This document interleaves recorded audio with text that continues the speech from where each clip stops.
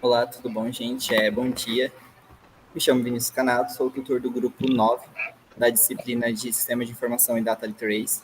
Eu e a Beatriz, a gente vai estar fazendo a apresentação do nosso trabalho final da disciplina e a gente vai abordar um pouco sobre a série histórica da produção de tangerina, dentre os anos de 2016 a 2020. Pode começar, Bia. Bom, boa tarde. Agora eu vou falar um pouco sobre a série histórica de produção da tangerina. Bom, a gente fez esse trabalho para analisar e interpretar a série histórica da produção de tangerina de 2016 até 2020. E a gente também calculou a dispersão de dados referentes à sua produção e calculamos também a sua reta de regressão. E essa reta mostrou uma difusão considerável dos seus dados. E a gente também teve como os principais motivos dessa dispersão a sua variação climática, física e econômica. Bom, a gente tem também que a produção e o consumo mundial de frutas cítricas, ela está presente desde a década de 90. E a tangerina, sua produção explodiu muito rápido dentro do consumo e comércio. Então, a principal forma de comercialização da tangerina é in natura, fresca ou em suco.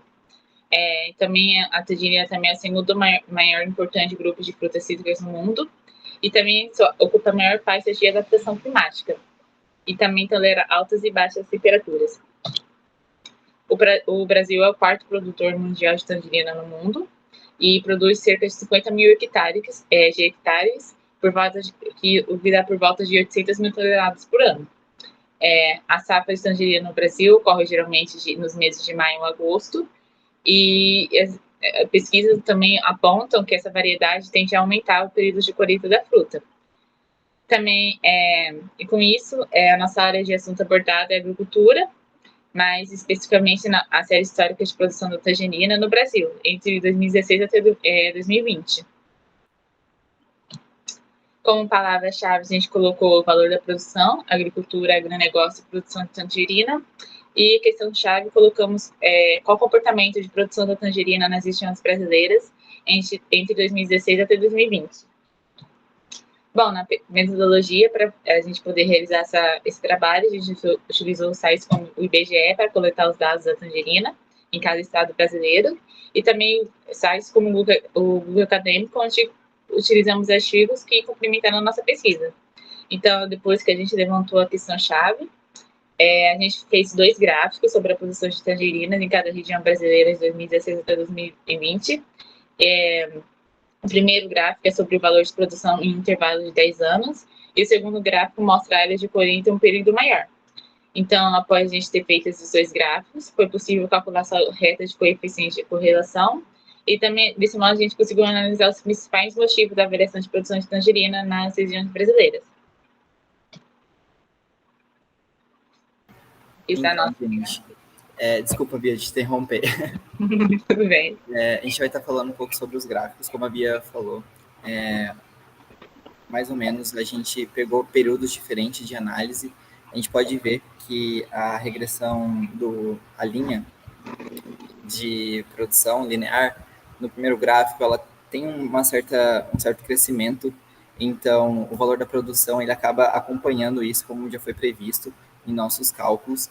E já a área destinada à colheita, no segundo gráfico, a gente vê que com a linha linear de regressão acaba ela tenta se manter constante, mas tem pequenas quedas ao longo do passar dos anos.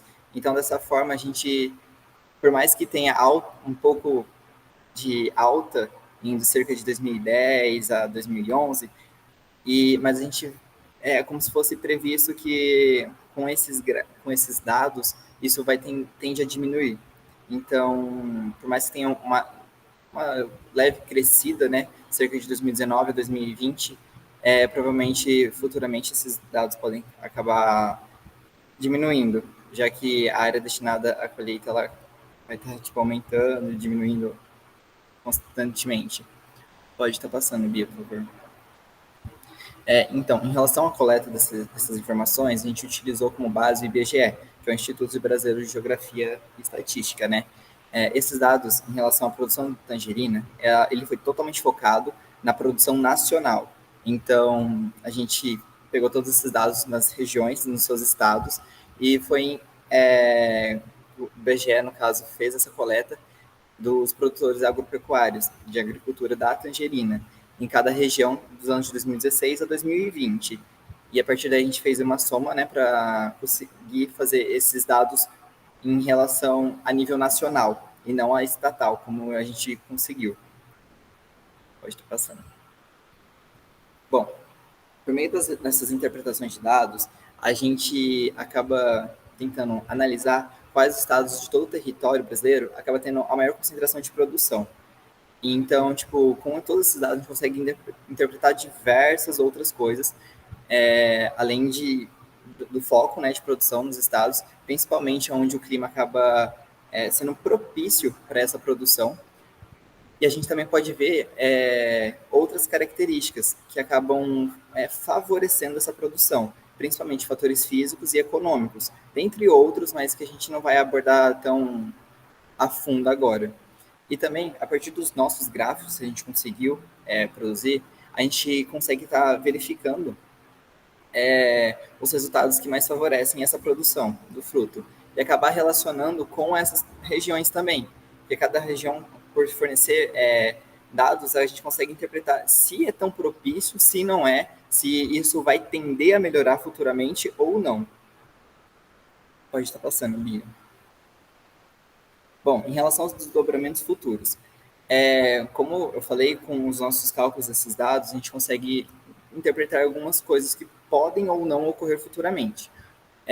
Por exemplo, em relação para estar melhorando essa coleta, as coletas da produção, a gente acaba investindo em estações meteorológicas que podem estar favorecendo para o produtor fazer um controle adequado de quando ele vai estar fazendo essa produção.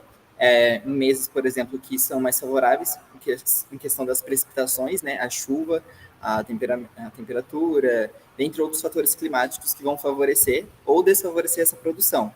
E também acaba tendo a prática, né, do manejo para diminuir a queda dos frutos. Ou seja, eles conseguem estar tendo um regulador de crescimento, drenagem, irrigação especializada para esse tipo de produção, né, para conseguir até fazer o equilíbrio geral, não só hormonal, do etileno das frutas, mas também está fazendo todo o controle de micro e macronutrientes dessa produção.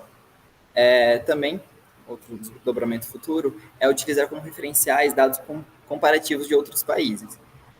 Como, por exemplo, o Brasil está localizado na faixa equatorial do nosso planeta, facilita muito que se a gente pegasse dados de outros países que têm um clima semelhante ou minimamente parecido conosco, para fazer esse comparativo de dados, facilitaria para a gente ver, por exemplo, outros locais que têm essa produção também, ou que não têm, e dentre outras situações.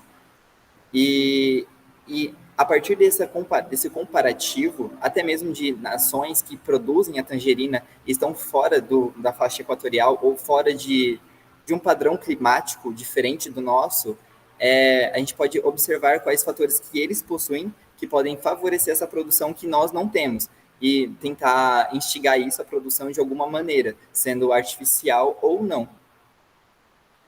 Pode estar passando, Bia. Aqui tem as nossas referências, né, em relação às nossas pesquisas, e acredito que é isso. Essa foi a apresentação do nosso trabalho final da disciplina. Queria agradecer a todos os professores, né, que acabou auxiliando tanto eu como tutor, tanto os discentes, a Beatriz, a Isabela, o Rafael, e essa foi a nossa apresentação. Muito obrigado.